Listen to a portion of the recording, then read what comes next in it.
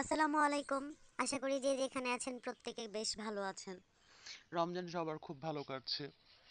আমারও বেশ ভালো কাটছে। এখন আমি দেখাচ্ছি জবার কাটিং লাগানো 15ই জানুয়ারি থেকে 15ই ফেব্রুয়ারি পর্যন্ত ছিল।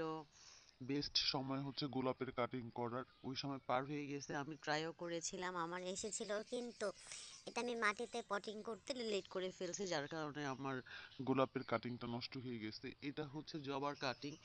জবার কাটিং এ যখন আমি পানিতে ভিজিয়ে রাখলাম, এখানে শিকড়ও আসছে, ছোট ছোট পাতা আসছে।